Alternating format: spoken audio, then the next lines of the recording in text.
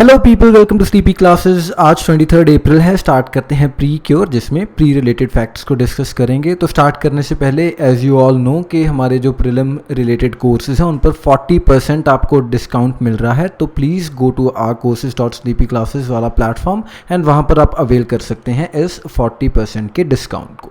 ठीक है जी, स्टार्ट करते हैं। आज के वीडियो में हम बात करेंगे सेंट्रल इंफॉर्मेशन कमीशन के बारे में। इसके बाद इंडिया एंड श्रीलंका के रिलेशंस के ऊपर थोड़ा नज़र डालेंगे। Next we have national automated clearing house NACH, इसके बारे में जानेंगे। And finally Nelson complexity index है, इसके बारे में थोड़ा इन्फॉर्मेशन गैदर करेंगे।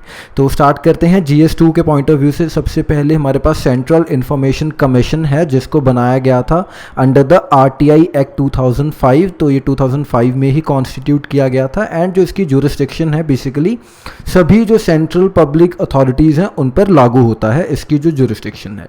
एंड अगर हम इसकी मेंबरशिप की बात करें तो जो एक्ट है वो कहता है कि एक चीफ जो इंफॉर्मेशन कमिश्नर के साथ साथ 10 और इंफॉर्मेशन कमिश्नर्स हो सकते हैं। तो ये मैक्सिमम नंबर दिया हुआ है, 10 या उससे कम होने चाहिए। ठीक है जी। एंड इसकी अगर हम बात करें जो इंफॉर्मेशन से रिलेटेड जो इसके दायरे में क्या क्या चीज़ें आती हैं, तो सभी चीज़ें except for intelligence and security organisations. ये जो ऑर्गेनाइजेशंस हैं ये सेकंड शेड्यूल में गिवन है एक्ट के।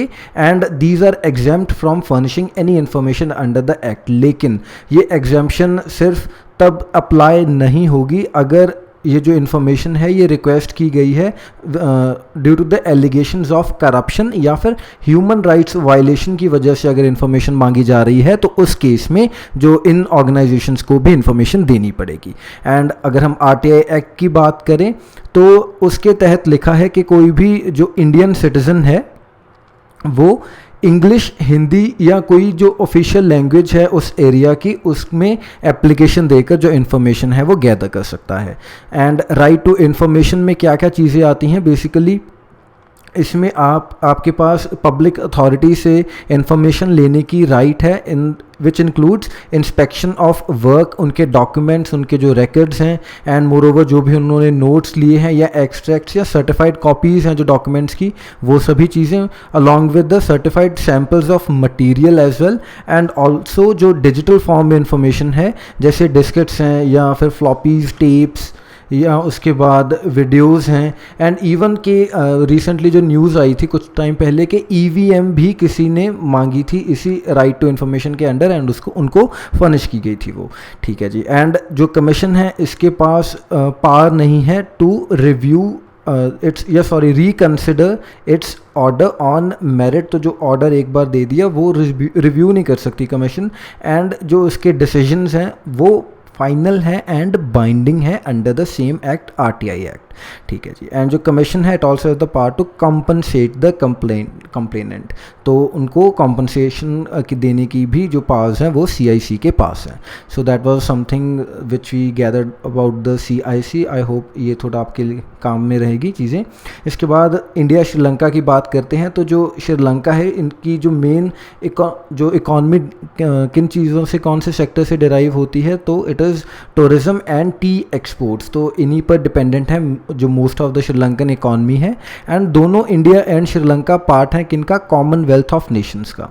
And India largest trading partner है श्रीलंका का। ठीक है जी।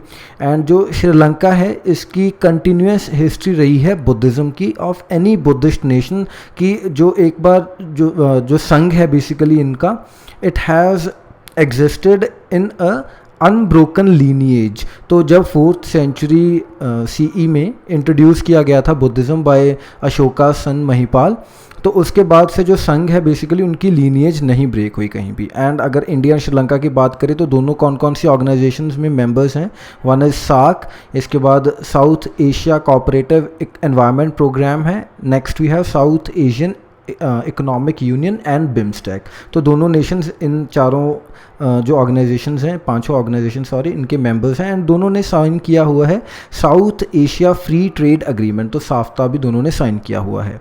एंड इंडिया ने कुछ टाइम पहले न्यूक्लियर अग्रीमेंट किया था विद श्रीलंका, जिसके तहत इंडिया ने जो एफर्ट्स हैं वो किए हैं to build nuclear energy infrastructure and even के जो पर्सनल है उनकी ट्रेनिंग के लिए भी श्रीलंका की जो पर्सनल है उनको ट्रेन करने के लिए in the context of nuclear energy एक एग्रीमेंट किया था। एंड हम्बनटोटा पोर्ट काफ़ी ज़्यादा न्यूज़ में आता है। तो बेसिकली ये जो पोर्ट है चाइना ने बिल्ड किया था, लेकिन इसी सिटी में जो एयरपोर्ट है वो इंडिया ने बिल्ड किया है।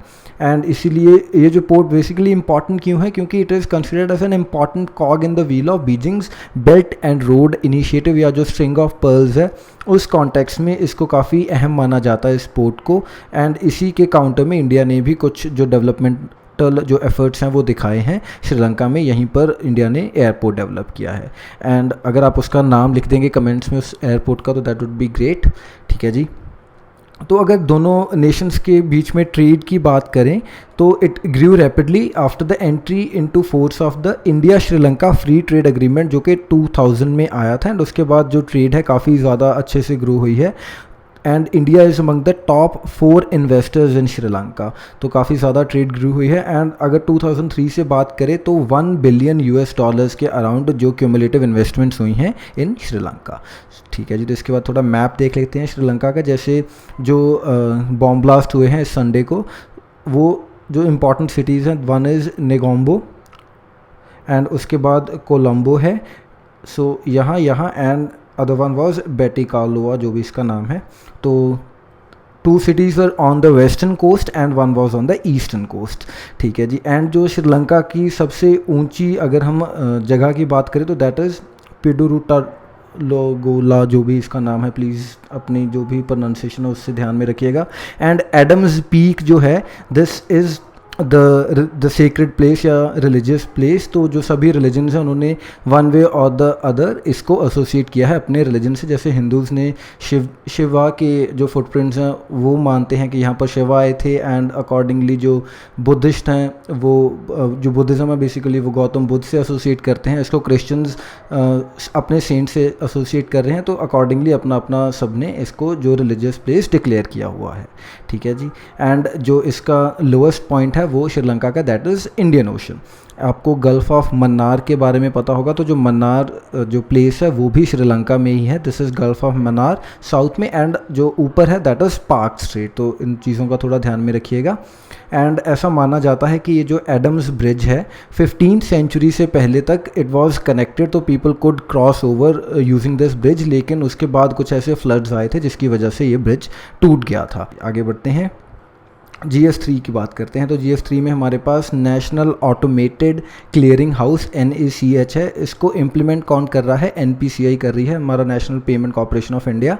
एंड इसकी जो यूजेज है वो कहाँ पर या जो इसकी यूटिलिटी है कहाँ पर सर्व हो रही है? जो बैंक्स, फाइनेंशियल इंस्टीट्यूशंस, कॉर्पोरेट्स या गवर्नमेंट जो भी इंटर बैंक या हाई वॉल्यूम इलेक्ट्रॉनिक ट्रांजेक्शंस करते हैं repeatedly over a period of time, तो उन सबको फैसिलिटेट कहाँ से कैसे कर रहे हैं हम? एक वेब बेस्ड सोल्यूशन है ये जो हमारा NACH है। तो इसके थ्रू ये सब चीज़ें हो रही हैं।